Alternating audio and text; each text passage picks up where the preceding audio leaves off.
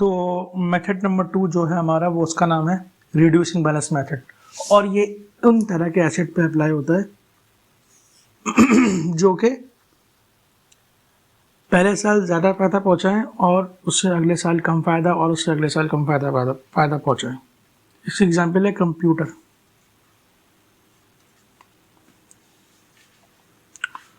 क्योंकि कंप्यूटर की जो टेक्नोलॉजी है वो जब नहीं होती है तो वो ज़्यादा फ़ायदा पहुँचाएगी उससे अगले साल कम फ़ायदा पहुँचाएगी, उससे अगले साल और कम फ़ायदा पहुँचाएगी। तो लिहाजा कंप्यूटर पे और तमाम की तमाम चीज़ें जिसमें टेक्नोलॉजी इन्वॉल्व है उसमें हम लोग रिड्यूसिंग बैलेंस मेथड अप्लाई करेंगे। अब देखते हैं इसका फॉर्मूला क्या है।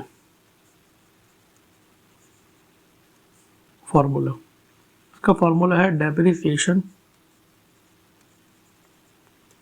For the year is equals to cost और net book value multiply by percentage of depreciation. सवाल ये पैदा होता है कि मुझे कब कॉस्ट इस्तेमाल करनी है और कब मुझे नेट बुक वैल्यू इस्तेमाल करनी है फॉर्मूले में। तो याद रखिएगा, only in year 1 we will use cost. After that, यानी ईयर 1 के बाद we will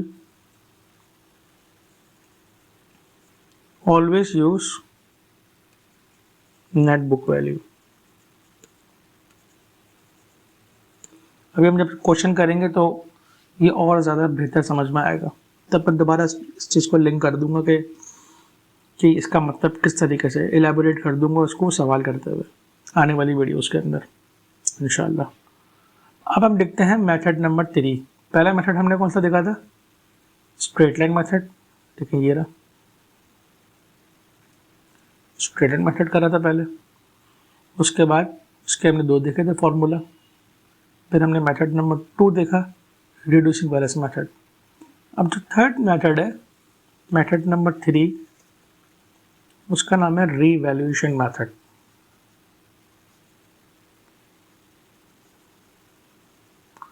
रीवैल्यूएशन मेथड इसको हम किन एसेट पे अप्लाई करते हैं? On assets whose value is very small,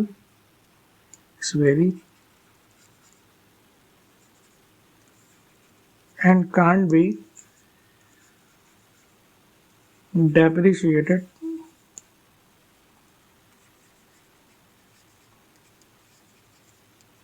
separately, जिसको हम अलग अलग एसेट्स को हम पकड़ के डेप्रिशिएट नहीं कर सकते। ठीक हो गया। एग्जाम्पल है इसकी लूज टूल्स। अब एक फैक्ट्री में कितने सारे लूज टूल्स होते हैं, ये मुमकिन नहीं कि हम हर एक लूज टूल को अलग अलग डेप्रिशिएट करें स्ट्रेट लाइन मेथड से या रिड्यूसिंग बैलेंस मेथड से। लिहाजा उस पर हम ये वाला मेथड अप्लाई कर देते हैं। एग्जाम्पल है loose tools.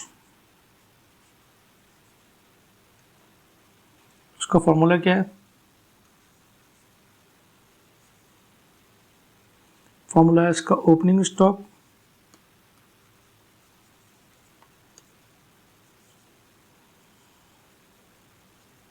Plus purchases minus closing stock. जैसे लूज टूल्स है तो लूज टूल्स का ओपनिंग स्टॉक ले लेंगे, फिर लूज टूल्स की जो भी परचेजेस हैं यानी purchases of loose tools, opening stock of loose tools minus closing stock of loose tools. ये जो भी एसेट हो जिस पे एग्जामिनर ने बोला हो कि आपने रीवैल्यूएशन मेथड इस्तेमाल करना है, उसकी हम डेप्रिसिएशन इस तरीके से कैलकुलेट कर लेंगे। अब सवाल ये पैदा होता है कि रीवैल्यूएशन मेथड हम ऐसे एसेट्स पे अप्लाई क्यों करते हैं? तो उसके पीछे एक कॉन्सेप्ट है, उसका नाम है मटीरियलिटी कॉन्सेप्ट।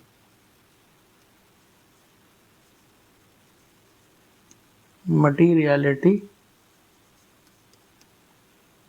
तो मटीरियलिटी कॉन्सेप्ट ये कहता है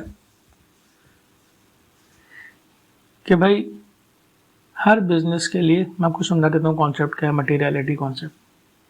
देखिए फर्ज करें कि ये है एक ढाबा और ये है एक बिग बिजनेस, कोई बड़ी कंपनी है। दोनों ने खरीदा एक कैलकुलेटर। अब कैलकुलेटर ढाबे के लिए बहुत अहमियत रखता है, जबकि बड़ी कंपनी के लिए अहमियत नहीं रखता, क्योंकि बड़ी कंपनी के जो एसेट्स हैं वो हज़ारों लाखों करोड़ों के, सॉरी करोड़ों के या अरबों के एसेट्स होंगे, मिलियंस एंड ट्रिलियंस अच्छे खासे बड़ी अमाउंट में होंगे, जबकि ढाबे के एसेट्स जो होंगे वो छोटी वैल्यू के होंगे। लिहाजा ढाबे के लिए कैलकुलेटर जो है ना वो एसेट है, जबकि बड़ी कंपनी के लिए कैलकुलेटर एसेट नहीं है, वो उसको एक्सपेंस में रिकॉर्ड कर देगा और ढाबा जो है उसको अपने नॉन करंट एसेट में रिकॉर्ड करेगा। तो लूज टूल्स की वैल्यू भी बहुत छोटी होती है, इनकी भी कोई इतनी ज़्यादा वर्थ नहीं होती इन टर्म्स ऑफ वैल्यू, इसीलिए हम लूज टूल्स पे रीवैल्यूएशन मेथड अप्लाई करते हैं। देखिए लिखा हुआ ना, whose value is very small। ये वैल्यू इतनी स्मॉल है कि इसको हम अलग अलग पकड़ के डेप्रिशिएट करेंगे तो ये फिजिबल नहीं है, इसीलिए हम छोटे छोटे अमाउंट के एसेट्स के ऊपर रीवैल्यूएशन मेथड अप्लाई करते हैं। अब हम देख लेते हैं फॉर्मेट्स क्या हैं। डेप्रिसिएशन के अंदर जो हमें अकाउंट बनाने होते हैं उनके फॉर्मेट क्या हैं, फॉर्मेट देख लेते हैं हम। Formats of ledgers, methods, sorry ledgers के फॉर्मेट देख लेते हैं। तो सबसे पहले हमको बनाना होता है एसेट का अकाउंट, नॉन करंट एसेट, चाहे वो कोई भी एसेट हो, प्लांट एंड मशीनरी हो या मोटर व्हीकल हो या बिल्डिंग हो या कंप्यूटर हो, जो भी हो, जो भी नाम होगा एसेट का हम यहाँ लिख देंगे। जैसे अगर बिल्डिंग है तो हम लिख देंगे बिल्डिंग, कंप्यूटर होगा तो हम लिख देंगे कंप्यूटर। मैंने यहाँ लिख दिया नॉन करंट एसेट।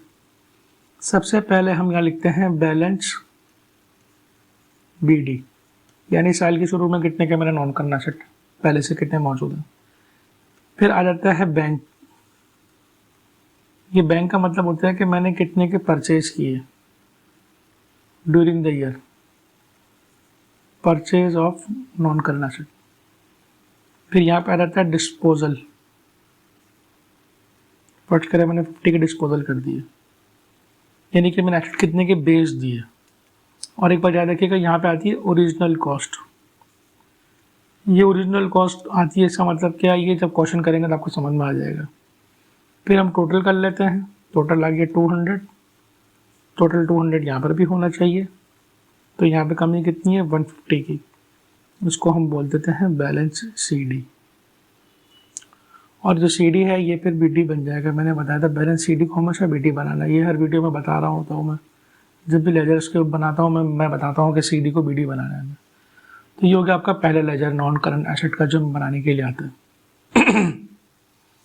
दूसरा जो इसमें आ जाता है लेजर बनाने को वो होता है प्रोविजन फॉर डेप्रिसिएशन। इसको कंफ्यूज नहीं करिएगा प्रोविजन फॉर डाउटफुल डेट से, वो डाउटफुल डेट की प्रोविजन एक अलग है और डेप्रिसिएशन की जो प्रोविजन है ये अलग है।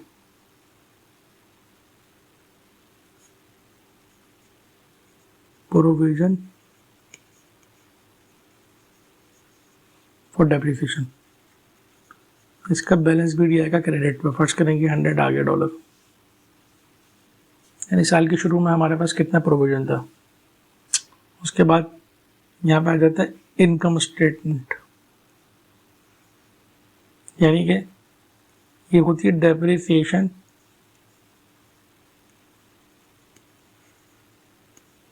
For the year. फिर यहाँ पे लिखते हैं हम डिस्पोजल, कुछ करें ये है $20। डिस्पोजल का मतलब ये जो वैल्यू से मतलब ये है कि जो एसेट मैंने बेचा है उसकी total depreciation, total depreciation of asset sold. ये भी हमको सवाल करेंगे तो समझ में आएगा क्लियर अंडरस्टैंडिंग होगी इसकी। अभी आपके ये फॉर्मेट याद रखने के लिए ये बना रहा हूँ ताकि आपको फॉर्मेट याद करने में आसानी हो कि फॉर्मेट में क्या क्या चीज़ें आती हैं लेजर के। ये आ गया आपका 200, फिर आपने 200 यहाँ लिख दिया, 200 में से आपने 20 माइनस करवाया तो ये आ गया 180, और ये हो गया आपका बैलेंस CD, और इसको हमने बनाना होता है बैलेंस BD।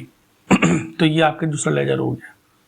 पहला लेजर कौन सा हो गया आपका, एसेट का लेजर हो गया इटसेल्फ, दूसरा हो गया प्रोविजन फॉर डेप्रिसिएशन का लेजर। तीसरा लेजर बनाना होता है हमको, उसका नाम होता है डिस्पोजल अकाउंट। ये बहुत आता है पेपर के अंदर।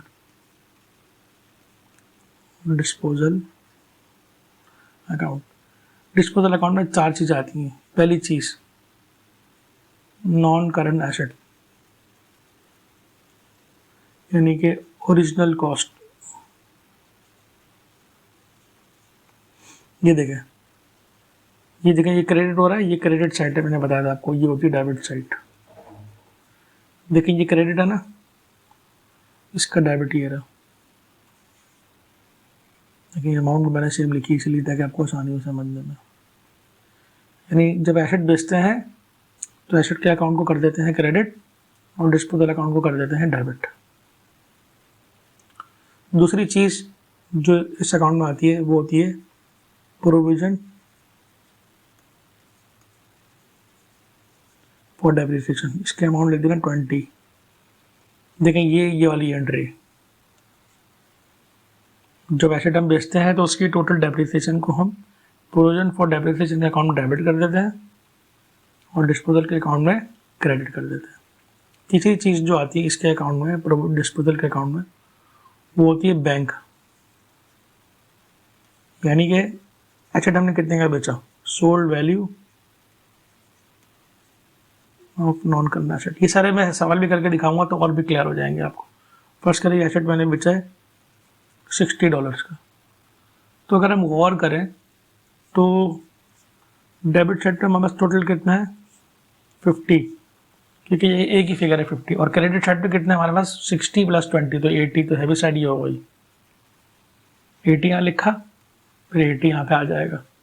अब यहाँ पे कितनी कमी है, 80 में से हमने 50 माइनस करवाया तो ये आ गया 30। इसको बोल देंगे इनकम स्टेटमेंट, और ये कहलाएगा गेन,